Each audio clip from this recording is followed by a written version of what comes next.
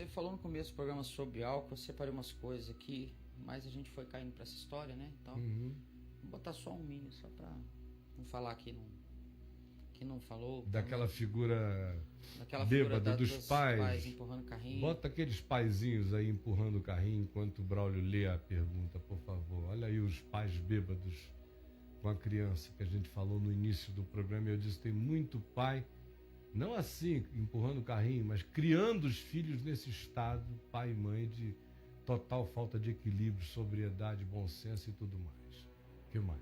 Caio, meu tratamento para vencer o alcoolismo tem dado certo e Deus continua sendo misericordioso. Amém. Meus pais, teoricamente, fizeram de mim o que eu fui. Vivi no lar onde o álcool era comum. Os amigos iam embora e eles se insultavam. Após os insultos, eu via cenas deploráveis. Meu pai espancava minha mãe e fazia questão de que eu visse tudo. Já tentei perdoá-lo e o fiz inúmeras vezes. Quando bêbado, meu pai dizia que eu iria ser gay. Isso porque eu não gostava de futebol e adorava teatro. Tive minha infância dilacerada por causa do álcool. Que horror. E hoje tenho a minha fase adulta também provocada pelo álcool. Os medicamentos que tomo atualmente me ajudam a perder a vontade de beber. Apesar de beber pouco, quando bebo, quero fazer como se o mundo fosse acabar. Quanto ao meu pai, ele vive uma vida totalmente angustiante atualmente, reflexo de tudo o que fez no passado. Minha mãe está bem, equilibrada, mudou-se para a Espanha com meus irmãos e controlou o alcoolismo. Agora, Caio, é a minha vez. Me ajude. Agora, ele situação de muito mais controle do que a maioria das pessoas, porque ele está tomando remédio. Sim. O remédio tira dele a vontade de beber, não foi o que ele disse? Sim. Esses remédios fazem com que a bebida se torne absolutamente nauseante para o indivíduo. Sim. O que o cara continua e que o remédio não tira é com a vontade de ficar de porre. O remédio não permite que você faça ingestão, porque ela é provocada para fora. Mas a psicologia da embriaguez, o remédio não tira. Não tira. Aquela vontade do barato. E no caso aí, é a vontade da anestesia. Porque até hoje ele bebe para poder cobrir o trauma do passado dele. Do passado do pai e da mãe. Você já imaginou o que é 20 anos, 18 anos, na casa de um pai que faz isso com a mãe, de uma mãe que também é bêbada como o pai, e você crescer nessa cultura? Olha que isso. negócio é esse? O cara dando cacetada na Que mão. trauma que te deixa? Nossa, Aí o cara bebe para esquecer. loucura. E começa a beber para esquecer, começa a beber para se anestesiar. Muita gente bebe para parar de sentir Verdade. aquela angústia, aquele mal-estar. Então, ele já entendeu tudo isso. Ele já tomou providências. Agora ele tem que tomar uma última decisão, que é não beber nunca mais. Porque eu posso tomar uma cerveja, como eu tomei ontem, eu tomei 3 latinhas de cerveja. Sozinho aqui, de manhã cedo. Ali na água quente, tomei 3 latinhas de cerveja. Anteontem, alguns dos nossos filhos estavam aqui com alguns amigos. Nós tomamos ali, a Adriana deve ter tomado umas 2 dosezinhas de alguma bobagem, eu tomei umas 2 ou 3 caipivódicas. Passamos o dia todo conversando aqui, descalço, com água boa, os netinhos em volta, tranquilo. Mas isso aqui não é importante, nada disso é importante, é igual água, Coca-Cola, não tem valor. Sim. Agora, num lugar que tem valor, não dá nem para brincar. Se aqui nessa família tivesse alguém com tendência ao alcoolismo, nós não beberíamos nenhuma gota de álcool quando ele estivesse presente. Porque para esse cara, esse negócio é fissurante. É. Só que a recomendação do Novo Testamento não é a abstinência de nada. A recomendação do Novo Testamento é a moderação, o equilíbrio e o bom senso em relação a tudo. Você tem que ter temperança e domínio próprio.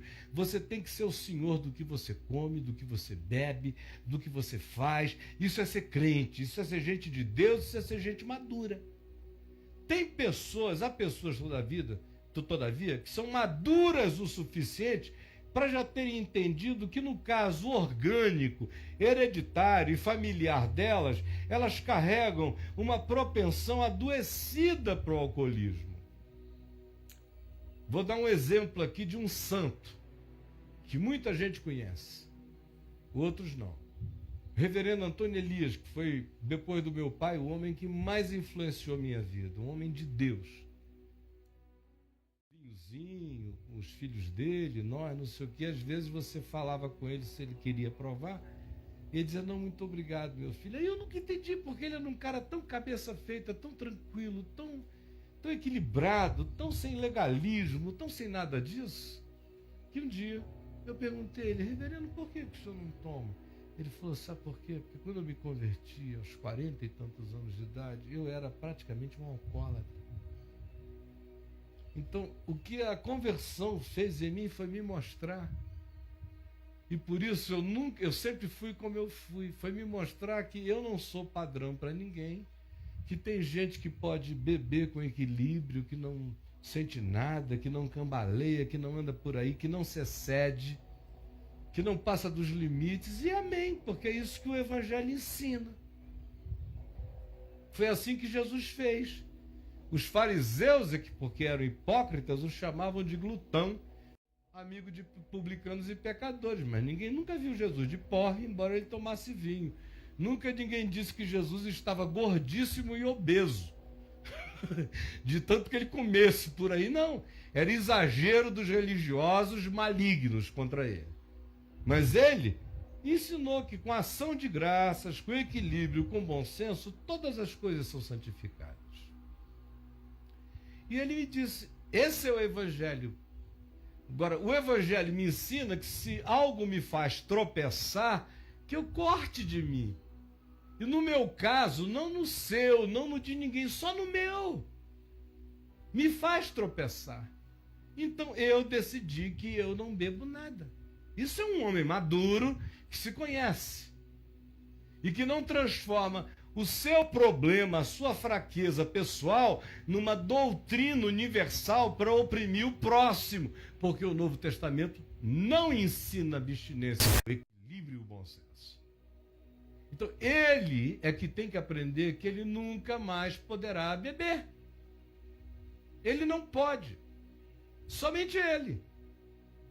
E eu espero que ele não se torne chato de querer fazer com que todo mundo perto dele nunca mais beba nada só porque ele não pode. E a você eu digo, meu irmão, não beba porque você não pode. Não beba mesmo. Quem carrega os traços do que você definiu não pode beber. Para você, o Evangelho diz, corte a bebida. Para quem não é como você, o Evangelho diz, não se exceda, seja moderado, seja equilibrado, não vos embriagueis com vinho, mas enchei-vos do Espírito. Não diz, nunca bebais vinho. Diz, não vos embriagueis. Então, quem é de Jesus, eu sei que no Facebook vai ter gente dizendo que eu sou tem uns malucos aí que vão pegar, como essa semana pegar e dizer, olha aqui, Caio Fábio Pinguço. Tá aqui já. Não sei o que, bababá, bababá. Vocês são todos mentirosos, vocês vão se entender com o Espírito Santo, grave, sério, e eu não estou brincando quando eu estou dizendo isso, todos vocês vão se entender com o Espírito de Deus. Tem alguns de vocês que andam blasfemando contra o Evangelho horrivelmente em relação a mim. Vocês estão perdoados. Agora, o bumerangue pode voltar e vocês podem ter que aprender de uma maneira horrível as loucuras que estão fazendo, mas eu não estou nem aí. Eu vou continuar pregando o Evangelho assim, dizendo, quem não pode beber, não pode. Quem pode, eu vou dizer, seja moderado. Mas na minha boca o Evangelho não vai ser o discurso dos tarados. Jamais. Acabou o nosso tempo. Mas já mandaram aqui, só para despedir, Né? Acho verdadeiramente horrível que você... O Novo Testamento nos diz para sermos sóbrios. E sobriedade é não beber. E o que você está falando é péssimo para aqueles que são eu vou dizer, é doentes. péssimo, mas você não senta aqui. Quem senta aqui sou eu. Quem é ouvido sou eu. Milhões me ouvem há muito tempo e você não fala pela minha boca. Eu falo, pela minha boca fala o Espírito Santo e vocês morram de agonia. Mas o evangelho não vai ser legalizado, não vai ser transformado em porcaria denominacional na minha boca. Eu vou morrer pregando Jesus e você, espero que não morra, dizendo, sabe o quê? Eis aí um glutão, amigo de publicanos e pecadores, porque foi acerca deles que Jesus disse, cuidado para vocês não pegarem contra o Espírito Santo. Olha nos meus olhos e vê se tem um pingo de vacilo. Te chamo para a presença do trono, no juízo final. Vamos ver quem fica em pé, na presença do Deus da luz, você e todo mundo. Esse programa, porque foi interrompido, no canal 2, só mais tarde. Fiquem atentos. Quem quiser, vai ver. Um beijo para todo mundo, até amanhã, não fiquem de porre, porque a pior bebida é a idiotice religiosa. Bye, bye, planeta Terra.